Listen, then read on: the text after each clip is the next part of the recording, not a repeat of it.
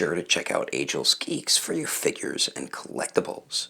This video and YouTube channel is rated PG-13, so that means this channel is not for anyone under the age of 13. So what is going on, my fellow collectors? How is everybody doing today? Daredevil 18 here, and today in this video we will be doing another Kickin' It Old School review, and this time it's going to be the McFarlane Toys Curse of the Spawn.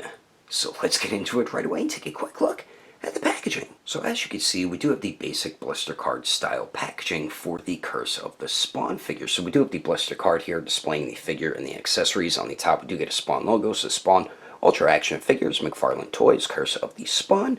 And then on the bottom left, I think this is Series 8, then it does say Bone Crushing Wing Action. And on the back of the card here, it does have the other figures in Series 8, and I definitely want to get Saber, and I do want to get the Gatekeeper. Might get this guy too, Rotar.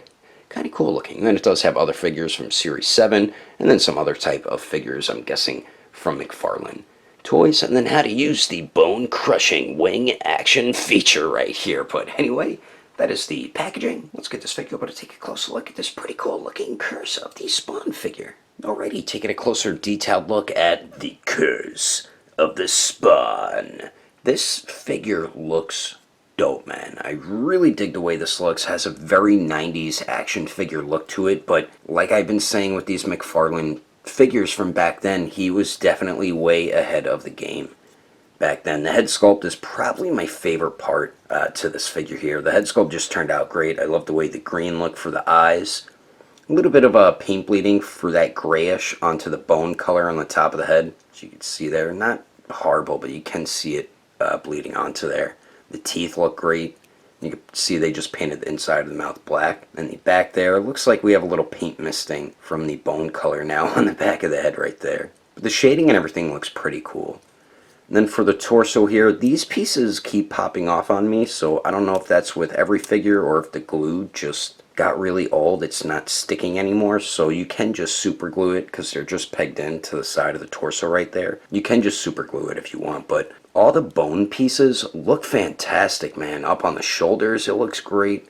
Really nice sculpt and paintwork on the bone pieces there, and then same with the ones on the torso. And the torso looks great too. You can see his veins all over, and they did a beautiful shading with the black over the blue or the blue over the black, and one or the other. They just did some very nice paintwork with this figure here. Even the arms look great, and I like this bone gauntlet on the forearm there. That looks dope with the spikes, bone spikes in the middle of them. That one looks pretty cool too.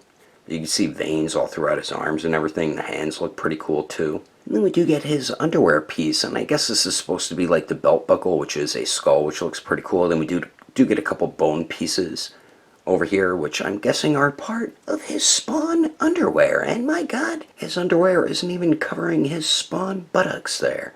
And then we do get the wing pieces here that have wing chopping action, or whatever the hell it was called, but all you do is hinge this, or shift it up, and then the wings go down, and then shift it down, they go back up. But these look great too. Very nice sculpt and paint detail, all just throughout all those pieces there. And then for the legs here, we get more of the veins sculpted on there, more of the bone type armor, with the spikes mainly on this one above the knee, which looks pretty cool. And we do get some more bone pieces. I like the way this one looks on the side of the lower leg. More of the veins are sculpted on there. A little bit of paint bleeding onto the bones over here as well. Same with around the ankle on this one. And then the feet look pretty cool too. I like these sharp toenail type claws that he does have there. And then the bottom, not too much going on there. But overall, for this being a 1990 something figure, the paint and sculpt detail does look fantastic. And it's very 90s looking, but it's a pretty damn cool looking figure. But anyway, let's continue on. Moving on to the accessories, Curse of the Spawn is included with some pretty cool weapons, and this is what really drew me toward buying this figure here. So we do get two bladed weapons. So we have this one here, and then we do have the axe type bladed weapon. And this one's just pretty cool. There's blades all over the place on this weapon here, even some spikes and everything. And we have a nice black wash throughout the silver. The silver paint looks good, and even the bone has some nice black wash through it as well. And there is 4 holes because it's meant for each one of his fingers, and I'll show you how to get him to grip onto that in a second. I really like the way the blade looks on this side. Then we do get the axe here, and it comes in 2 separate pieces, so when you take it out of the package, you get it like this, and you just gotta peg it, yeah, on like so, and there you go. You have this dope bone axe here, and I do like the way the blade of the axe looks. Pretty clean paintwork on it, not too bad there. And then the bone pieces look just as good as the rest of the bone pieces. On the figure, we get that nice black wash all throughout it and some very nice sculpt detail as well. And he's supposed to grip onto it here with his left hand, which I'll show you right now, along with how he grips onto this weapon. And the way you get him to grip onto his weapons is very simple. So the left hand is meant for the axe here. You're supposed to have him grip onto it in the middle like so, and it just fits in there pretty well. Sometimes it'll pop out, but you just got to pop it right back in. Now this one is shaped, let's see if I get it right. Yeah, like this. So you're supposed to put it on this way. As you can see the way his fingers are shaped, and then the thumb wraps around it like that. So you just put the fingers through all the holes, and then there you go. You have him grip on to his other bladed weapon. You see the axe came out of the hand. Sometimes that does happen, but very simple to get him to grip onto his weapons there. But anyway, that is all the accessories included with Curse of the Spawn. Let's keep moving on with the rest of the review, shall we? We shall. Because then it would never end if we didn't. Or we'd never find out everything about the figure then. Alright, what am I talking about? Let's just continue with the review, damn it. Now for the height of the Curse of the Spawn. To the very top of his head, it looks like he's a little bit over 6.5 inches tall. And then here he is compared to my custom work in progress McFarlane Toys MK11 Spawn, which I'm making Commando Spawn, Spawn 4, the Spawn Movie Clown, and Violator 2. And then here he is compared to the McFarlane Toys Dojo and Samurai Spawn, and the Marvel Legends Retro Series Deadpool, and the Mifex comic version Deadpool. And then here he is compared to the ESH Figure Arts Awakened Warrior Super Saiyan Goku and the Mezco 112 Deadpool. Anyway, there's some quick comparisons. Let's keep moving on with the rest of the review.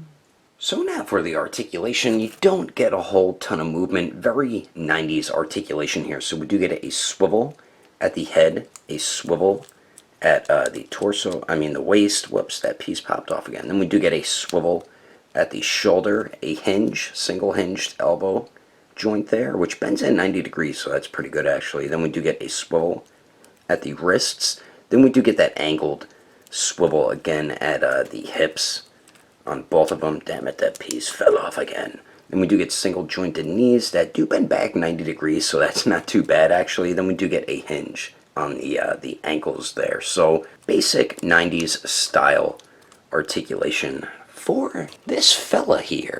But anyway, that is my review of the McFarlane Toys Curse of the Spawn. Hope you enjoyed it. If I had to rate this figure with detail, I'd give it an even 8.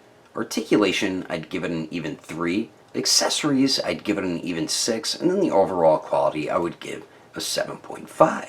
If you would like to know the price and where to buy this figure, I did get mine from eBay, so your best bet is either eBay or Amazon. Agelessgeeks does not carry these figures in stock, but you can get your newer figures and collectibles from Agelessgeeks.com. And when you check out, don't forget to use codename Daredevil, and you will get yourself a bit of a discount. If you can't find something on the website, I do highly recommend going through their Instagram or Facebook page. I will put more information in the description below. And if you would like to support the channel, don't forget to subscribe and click that notification bell. And if you liked it, feel free to give it a thumbs up. If you didn't like it, oh well, I guess you didn't like it. But thanks for watching. I will see you later. And stay safe.